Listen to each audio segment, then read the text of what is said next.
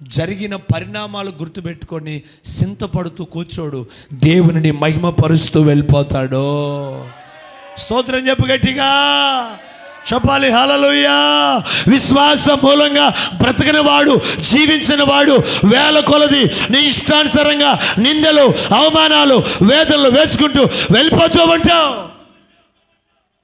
కానీ ఈరోజు వాక్యం చెప్తుంది, విశ్వాసము ద్వారా రాజ్యాలు జయించారు. దేవుడు చెప్పాడు, అబ్బాయి మీరు వెళ్ళి యుద్ధ రంగంలో మీరు నిలబడండి చాలు. దేవుడే యుద్ధం చేశాడు కొన్నిసార్లు అండి.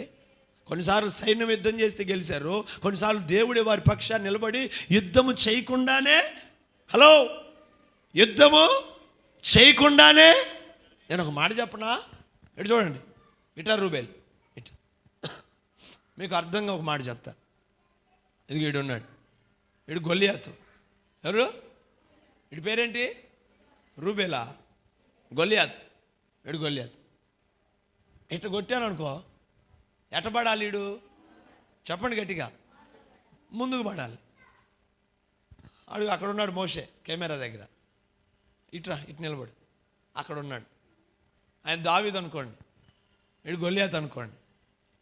అక్కడి నుంచి చేతులు రాయి పెట్టుకొని గెర గెర గెర గెర గెర తిప్పి ఇస్త్రీ కొట్టాడు.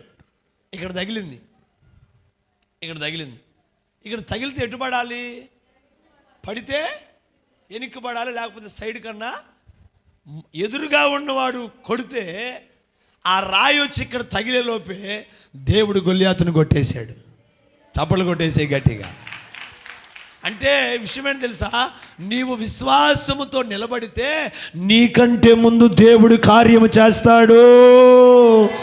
హల్లెలూయా. ఎందుకు కార్యము జరగట్లేదంటే విశ్వాసముతో నిలబడటం నీకు చేతకాట్లా. ఇంకా నీకు అర్థమైందని చెప్పాలంటే విశ్వాసముతో బ్రతకటం నీకు చేతవట్లా. ఈ రోజు నుంచైనా సరే ప్రభు సన్నిధిలో, దేవా ఇప్పటి నుంచైనా, ఈ క్షణం నుంచైనా నాయనా నేను ఇది మొదలుకొని విశ్వాసముతో బ్రతుకుతానని చెప్పు. చెప్తావా యేసయ్యకి ఒకసారి? ఎత్తు, రెండు చేతుల పైకి ఎత్తు, ఎత్తు, కళ్ళు మూయి. యేసయ్యా, ఇప్పటి వరకు విశ్వాసముతో బ్రతకటం ఎలాగో నాకు అర్థం కాలేదు. ఈ రోజు నుంచైనా, ఇప్పటి నుండైనా నేను విశ్వాసముతో బ్రతుకుతాను ప్రభువా, విశ్వాసముతో జీవిస్తానయ్యా, విశ్వాసముతో బ్రతికే కృప నాకు కలుగునుగాక. ఆమేన్, ఆమేన్.